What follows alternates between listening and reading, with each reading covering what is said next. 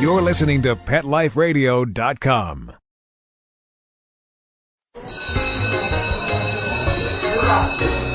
Okay, class, take your seats. I said take your seats. Class, sit. Shh. I swear you're all acting like a bunch of animals.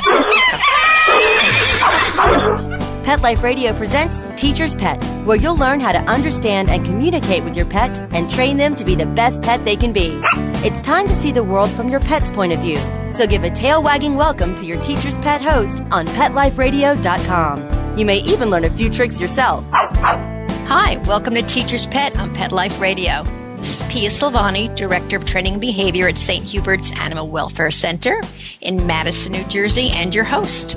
I'd like to welcome a very special guest and a very, very dear friend, Sue Sternberg, owner of Roundout Valley Adoptions, located in the beautiful Catskill Mountain Range in New York State. Sue is instrumental in educating shelters around the world about the importance of temperament testing dogs before they go out for adoption. And I must admit, Sue, you are truly a pioneer in the field. Unfortunately, still today, many shelters have no formal assessment of dogs, and as a result, many of these dogs are being returned to the shelters due to behavior problems and, even worse, aggression towards their owners. Sue has written many books about adopting shelter dogs, but her most recent book is entitled Successful Dog Adoptions, published by Wiley, and is an in-depth guide on how to select the right dog for you. Sue's goal is and has always been to help people adopt the right dog for them so they stay in the home. So before we meet Sue, we'll take a short break to hear from our sponsors. Okay, class, grab your tuna flakes, biscuits, and bones. Teacher's Pet will be back in 2 shakes of a tail, right after recess. Pick up something unique at A Bone to Pick Dog Boutique. A Bone to Pick has cool hip fashions for big and small dogs that will have their tails wagging in style. Cat products too. abone-to-pick.com. Check out our eco-friendly pet products and gifts for humans too. abone-to-pick.com. Get your pet's mouth watering monthly with our Gourmet Treat of the Month Club and join A Bone to Pick's free birthday club for your puppy. abone-to-pick.com. Pick up something special for your best friend at A Bone to Pick. abone-to-pick.com. Get 10% off with coupon code PETLIFE. Got a cool cat. Got a cool cat. Got a cool cat. Do you have a cool cat in the house? Well, of course I do. Got a camera? Then take a quick pic of your cool cat and enter the Pet Life Radio Cool Cat Contest. Pet Life Radio is partnering with Morris and 9 Lives to give you the chance to win a really cool cat care kit. Get a 9 Lives Play and Scratch Play Post, 9 Lives Woolly Cat Bed, 9 Lives Food Bowl, Morris Play Spinners, and much, much more. You'll also get an autographed copy of Pet Edutainer Arden Moore's new book, Happy Cat, Happy You. Now, what cat wouldn't want that? Everybody gets a chance to vote, and the top 5 coolest cats win an awesome cool cat care kit from Pet Life Radio and 9 Lives. To enter, just go to the PetLifeRadio.com website or CoolCatContest.com. Pet Life Radio presents Paranormal Pets, where you can always expect the unexpected. Each week we'll discuss all aspects of weird or spiritual animal encounters, ghosts, totems, psychic animals, animal souls, animal angels, and animals in religion, with a little cryptozoology thrown in. Step into the supernatural world of pets with your Paranormal Pets ghostly host, Dusty Rainbolt, every week on demand, only on PetLifeRadio.com.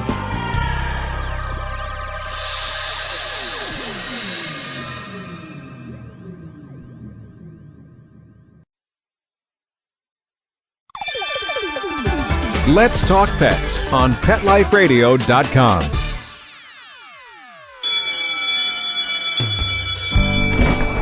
Okay, class, hang up your collars and leashes. Teacher's Pet is back in session. Now park yourselves on the floor. I said park, not bark. Okay, teacher's pet. Pay attention. There may be a quiz later. Welcome back. This is Pia Silvani, host of Teacher's Pet on Pet Life Radio. I'd like to welcome today's guest, Sue Sternberg, who will be talking to us about adopting a new dog. Hi, Sue. Thanks for joining us. Thanks, Pia. Thanks so much for having me. Good. I'm thrilled because this is such an important topic. Oh, I agree. My first question for you, if we had to pick the single most important thing to look for in a dog at a shelter, what would that be? I think while it sounds really simple, it's not quite as simple as it sounds, and that is to look for friendliness and to look for true sociability in the dog. And people always believe they know what a friendly dog looks like and they can feel it in their heart. I think it's always not as obvious when you're right at the shelter and you're having an emotional response to the dogs. And sociability is best defined by allowing the dog to initiate social contact with you. So when you go to the shelter, don't try calling the dog over. If you take the dog out of the kennel, or a shelter worker takes the dog out of the kennel to meet you, ignore the dog and see if the dog will start contact with you. And that's the best way to figure out if the dog's really being sociable or not. And don't you think also, Sue, because so many people with children go in, I personally think that the dog should exhibit just as much friendliness to the child as well as the adults. Do you agree? Absolutely. In fact, what we try to look for, I mean, if you're a parent and you can go in without your kids at first and you select the most friendly dogs, you select dogs that you like, and certainly then don't select dogs that are iffy. When you're ready to sort of make a choice, or you have made a choice, then bring the kids in. And what you want to see from a dog that's going to live with a family with children, the dog should almost prefer the children. The dog should evenly distribute its friendliness to the family and be just as gentle and sociable with the kids as with the adults. Great point. Great point. Now, do most shelters do temperament testing on dogs? And if someone wants to ensure that the dog is tested, what should they ask? Because I know many people go to shelters and they're embarrassed to ask questions. And should they be embarrassed? No, they should not be embarrassed. And I think they should demand that the dogs be evaluated somehow. I liken it to going to a blood bank. If you need blood for, let's say, a transfusion or you're going to have surgery, you would expect when you get blood or go to a blood bank that the blood has been typed and cross-matched and screened for deadly diseases. And we've considered that, a standard of care. And dogs can be just as dangerous as the wrong blood type and as blood tainted with, viruses and other diseases. And the wrong dog can be a violent weapon, and especially families with children should demand that a shelter does a very thorough evaluation of the dog's behavior and temperament. And if the shelter doesn't, they should either contact a certified dog trainer or behaviorist to go with them to the shelter. I think it's really important to make sure you get the right dog and a safe dog. Yeah, that's a great point. And I think also if they get the advice that they don't do temperament testing, that their dogs are fine, they probably should find another shelter. Do you not agree? Yeah, to be safe, they absolutely should. The thing to realize, too, is that you want to ask what kind of formal assessment, because a lot of shelter people and rescue people feel if they can handle the dog and they haven't had a problem with the dog, that it means the dog is fine.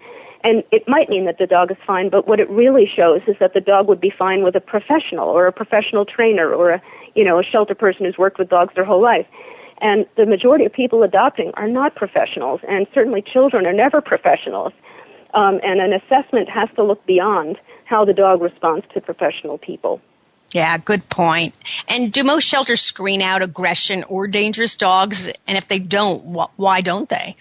Well, not all of them do, and some don't screen it out because they actually don't know how to really look for it, and other shelters don't screen it out because they adopt out just about anything. They don't euthanize, and if a dog gets returned and let's say it bit a 5-year-old child, they might adopt it out then to a family with children 6 and older. And most shelters, I think, are very responsible about, selecting out dangerous and aggressive dogs. But if they're using as their criteria how the dog does in handling during their incoming medical exam, then they won't really know about a lot of the aggressive and dangerous dogs. Right, and you told us a little bit about what to look for. One of the most important key factors, friendly, sociability. What do you think people should look for to avoid a heartbreak later on so they choose the right dog? Well, I wouldn't make any excuses for the dog. You know, if he's very mouthy or very jumpy or very rough, or he frightens you a little bit, simply pass that dog on, go to the next dog. You should feel very comfortable with the dog. You should get a real connection from the dog. Sociability itself would be defined as gentle physical contact from the dog while orienting to you or your family that lasts 2 seconds or longer at a time. And that means any contact, even jumping up, because a lot of dogs are just not trained. When they jump up, it should be gentle. It shouldn't, like, punch your stomach and expel air. And once they jump up, they should linger there for 2 seconds or longer, or if they put their nose or their muzzle against you or in your lap, if it lasts 2 seconds or longer. These are generally good rules, and that actually, finding a dog who is sociable is the best way to avoid the most aggressive dogs. And the most aggressive dogs, you know, will jump off you or, you know, knock you up against a wall, or they might not connect with you at all and not give you any contact at all. And those are red flag behaviors. A dog should appear pretty relaxed. Submissive would be okay, like if he, if he sort of crouches down or grubbles over to you, that's still okay. It doesn't mean he's fearful. You want a dog that is attracted to humans. Don't go for that one dog in the kennel that's very different than the others. It's not barking. It's sitting there. Sometimes that's the most fearful dog. You want a dog that comes to the front of the kennel, has his ears back, lowers his tail, wags with his whole body, and squints his eyes and blinks more than once every 2 seconds. Great. That's wonderful advice. So many people ask also, should they get a puppy or should they get an adult dog? And if they're thinking about a puppy, can we say that that's a clean slate? Is that a better choice because it can be raised correctly and doesn't have a history of poor manners? Well, that's the age-old sort of nature-nurture question. I have seen a lot of puppies that are downright dangerous, and I've seen a lot of adult dogs that are downright dangerous, and I've seen a lot of wonderful, sweet puppies and a lot of wonderful, sweet adults. I've seen great dogs raised by horrible people in horrible conditions, and I've seen really dangerous dogs raised by wonderful people in all the right circumstances. And I think when you go to the shelter, you want to look at every dog as an individual.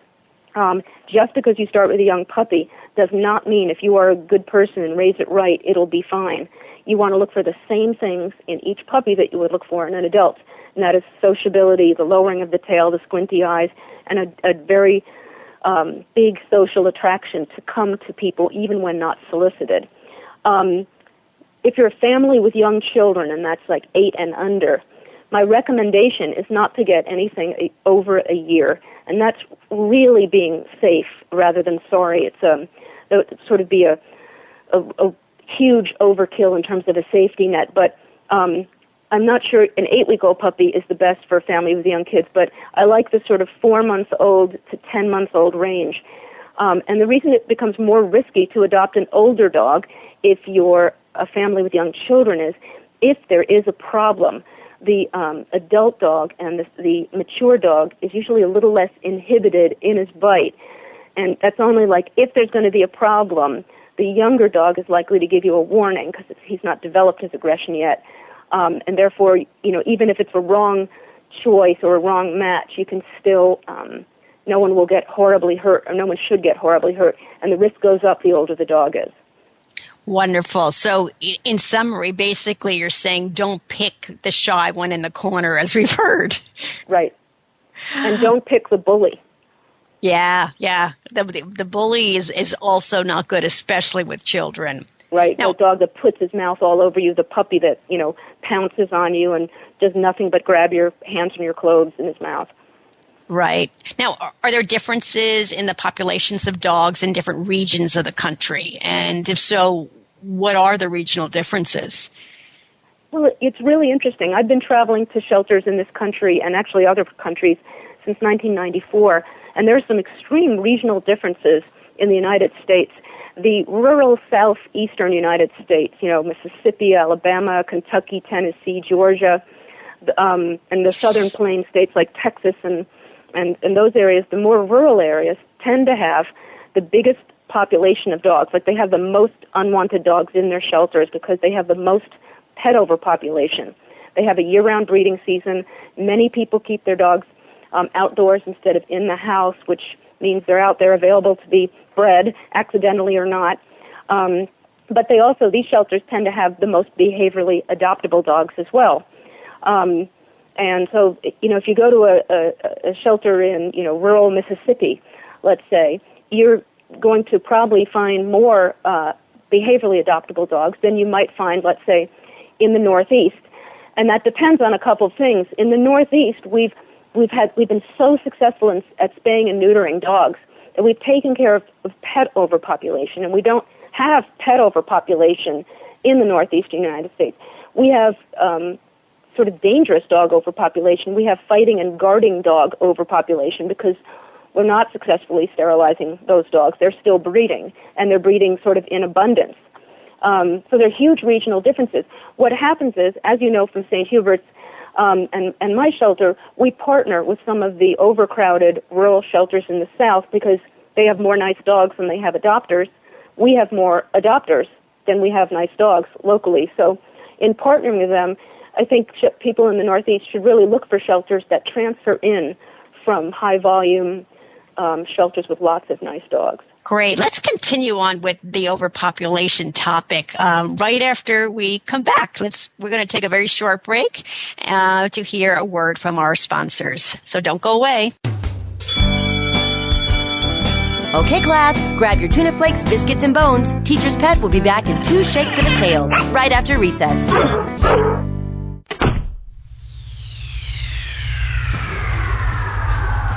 Greetings, human. What planet am I on? Welcome to Pet Planet. Here's a copy of Pet Planet magazine, Florida's most informative and fun pet resource magazine. It features heartwarming stories and informative articles from local and national pet experts. Excellent. Pet Planet magazine offers Operation Planet Rescue, helping rescued pets find new homes. And it's available at 500 locations in South and Central Florida and 24/7 on the internet at petplanetmagazine.com. If you're out and about with your pet, you may be featured in Paparazzi, candid pictures of you and your pet. For up-to-date pet-friendly events, activities, and pet-related services and products, Pet Planet Magazine is your final destination. I shall take this magazine home with me. Back to your home planet? No, to my condo in Boca. Pet Planet Magazine. Check them out at www.petplanetmagazine.com or 352-394-8578. It's out of this world. Fluff your feathers, roll out your tongue, shine your fins, snap on your leashes, and grab your human. It's the Louisville Pet Lovers Expo. 2 full days of pet-tastic fun that no pet lover should miss. Join us for shopping, the Barks and Couture Fashion Show, Dream Pet Wedding, Ultimate Pet Makeover, Pet Communicator, Rescue Me Pet Adoption, Service Dog Demonstration, and tons of fun contests. Bring your pets and join us at the Louisville Pet Lovers Expo, Saturday, September 27th and Sunday, September 28th at the Kentucky Expo Center. For more information, go to LouisvillePetExpo.com.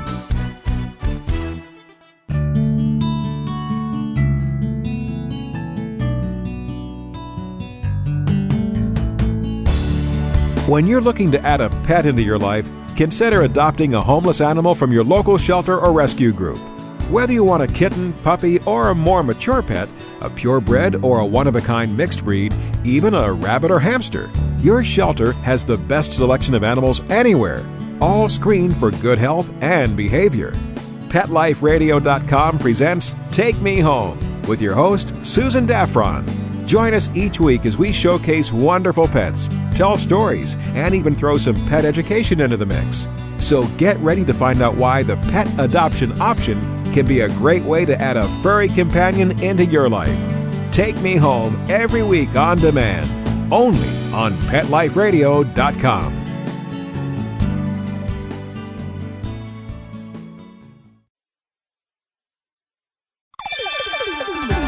Let's Talk Pets on PetLifeRadio.com.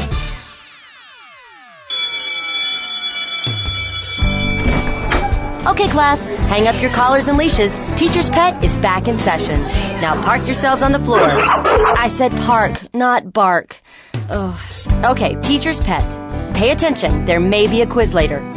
Welcome back to Teacher's Pet on Pet Life Radio. This is Pia Silvani, your host, and joining us today is Sue Sternberg, owner of Roundout Valley Adoptions and a pioneer in the field of testing shelter dogs. Sue, before we went on break, we were talking about pet overpopulation, and I know it's been a hot topic for many years.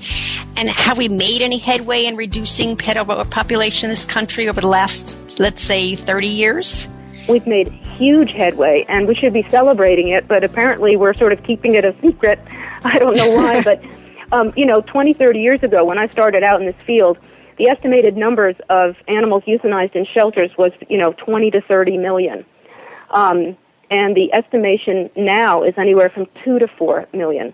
I mean, that's an enormous decrease. And spaying and neutering really drops the numbers down and can take out the population of unwanted pet dogs. It does not, however, our spay-neuter campaign, it really doesn't motivate a lot of the guarding dogs or fighting dogs, sort of the high-crime profile type of dog to get sterilized, and so we're seeing a lot of those dogs still being bred. So we still have dogs in the shelters, but we don't seem to have a surplus in a lot of areas, in particular the Northeast. We don't seem to have a surplus of behaviorally adoptable dogs. They have that surplus still in the rural Southeast and in the rural areas, sort of the middle of the country as well, but less so in high-crime urban areas. Interesting. So is spaying and neutering an effective way to reduce pet overpopulation and lower euthanasia numbers? Clearly it is. Clearly it's very effective because we so dramatically lowered the numbers of dogs that we're euthanizing in shelters, which is a really good thing. I think at some point we really have to start talking about if we're going to sterilize them all, who should be breeding, because I know if you have a nice dog, you want a dog when that one passes. We all want more dogs. I envision myself having dogs for the next 40 years, and I want to make sure that there are going to be plenty of good dogs for me to choose from in 30 or 40 years. And if we continue kind of with what we're doing, I think we really have to look at who should be breeding and what should they be breeding for in order to protect the future of the pet dog as well. Yeah, I so agree with that, because pet dogs are so important for families. Another question, because I think this is very confusing to a lot of people. What about no-kill shelters, and what are the difference between these no-kill shelters and the so-called kill shelters? I hate to call them that. But should people be only supporting no-kill shelters, and what are your thoughts on that? Well, within the shelter industry, we're trying to get away from the term no-kill shelter, and which comes with that is the kill shelter part. And the way we're trying to describe ourselves and define the issues is limited access shelters and open access shelters. And a limited access shelter is one that doesn't euthanize or euthanizes very little, but also screens out dogs. So they only allow in a limited number of animals. They want to allow in the ones that are behaviorally adoptable, and they want to screen out dogs with a bite history or a likely future of biting. So they're limited access. They often don't have empty kennels, so there's often a waiting list to get in. Open access shelters usually are animal control facilities, which they're there for public safety as well. If you find a litter of puppies in a storm drain, where do you take them? You take them to an open access shelter. They're there to help the community. And they usually euthanize, and they usually try to euthanize the most unsafe population of dogs, and they try to put up for adoption the safest population of dogs. Because one shelter may not euthanize, it doesn't mean that the shelter that does euthanize is evil. It simply means that for every non-euthanizing shelter, there's got to be an animal shelter in that area that can accept unsafe dogs, that can take in bite quarantine dogs, that can take in strays where, somebody can't take it in. They will then euthanize because they have to, because they're taking in anything and everything. But they should not in any way be condemned for euthanizing. You have to have that partnership. If one shelter is not going to euthanize, somebody will have to accept in those dangerous dogs and euthanize, unless The alternative is you take in animals and you don't euthanize, and therefore they live out their lives in kennels. And very quickly, you'll fill up with unadoptable, aggressive dogs. And within a month, most dogs are spinning neurotically in their kennels. It looks like the worst kind of zoo, except it's louder. Or they're pacing, and they just have lost all quality of life. So basically, they're living technically in solitary confinement. It can be. It's very hard to kennel a dog, even if you have the most wonderful kennel. They were never set up to house dogs for a long period of time. Kennels were set up to house large populations of dogs for small time, for very short amount of time. And since we have less animals, shelters are holding dogs longer. And while that's really helpful for the behaviorally adoptable dogs, it gives them more of a chance to find the right home. If you hold non-adoptable or aggressive dogs, and you hold them more than a month, you really have to fight against the deteriorating effects of the kennel. And once a dog has lost quality of life while living in a kennel, it's very hard to bring him back into a normal, mental state. You'd have to put him in a foster home or get him out of the shelter. And the more dogs you have that are sort of deteriorated in a shelter or are, neurotically spinning or rebounding off the kennel walls, the more that behavior is contagious to the other dogs around him. And so, there are shelters that euthanize very little. They try not to euthanize, or they only euthanize the behaviorally unadoptable dogs. And they can still, by definition, call themselves no-kill, but they still might be limited access or not. It's all very confusing. I think what we have to think about in shelters is quality of life for the dogs and certainly quality of life for the community. We want to make sure we're putting out safe dogs into our community, that we're promoting a humane community. And with that comes, somebody's got to take out the really dangerous dogs and make sure they're not ending up out in public again. Yeah, that's such a good point. I mean, to send a dog out that can give 45 stitches to a child's face, it's frightening. It's scary. Another means of adopting a dog is through rescue organizations. Yeah. So what can people expect when they adopt from a rescue organization versus going to a shelter?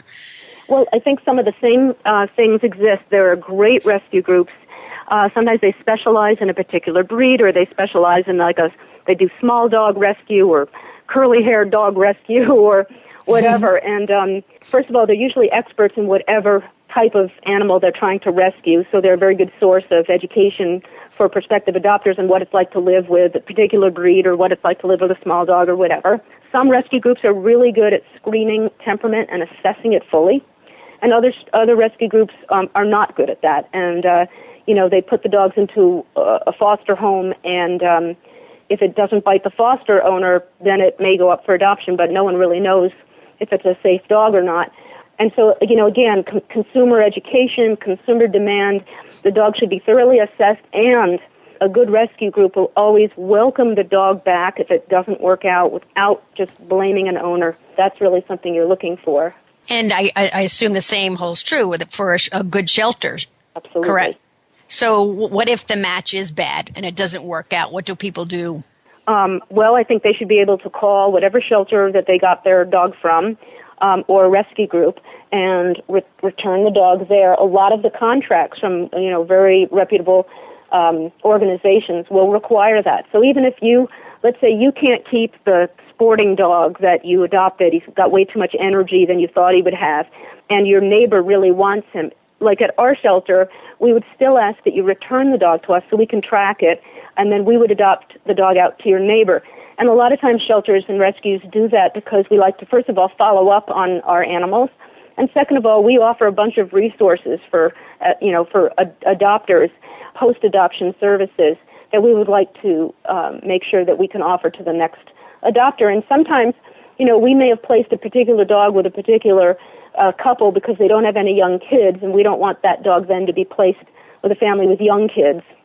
We would want to screen it. But also, if you're a consumer and you adopt a dog and it's simply for whatever reason not the right dog for you, or you're not the right owner for the dog, you should be absolutely able to return that dog without fear of just being blamed or berated. the shelter should welcome the dog back. We recently got a 12-year-old pointer returned. I think there was a death in the family, or the owner went into a nursing home. I don't really remember. And so she came back to us. She's a lovely dog. We certainly welcomed her back, and we were actually able to find a home for her because she had a lot of life left in her. Yeah, because we really never know what's going on in the home, and so we really can't point fingers. No, that's right. Well, unfortunately, we're out of time, and I'd like to thank Sue for joining us.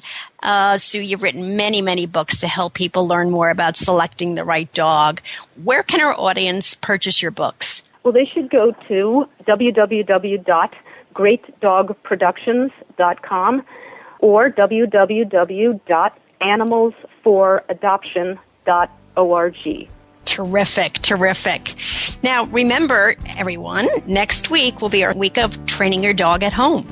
So make sure you're ready, obviously, by having your dog present, a bag of treats, and some tug toys. I'd like to give a special thanks to our producers for making the show happen. If you would like a transcript of the show or any other of the shows on Pet Life Radio Network, please go to PetLifeRadio.com and click on Teacher's Pet. Also, if you have any questions, comments, or ideas for the show, please email me at Pia, at PetLifeRadio.com. So, until next time, this is Pia signing off. Thank you, Sue, and thank you for your interest in Pet Life Radio. School's in session on Pet Life Radio with Teacher's Pet. Learn how to communicate with your pet, train your pet, and see the world from your pet's point of view. You may even learn a few tricks yourself. Teacher's Pet, only on PetLifeRadio.com.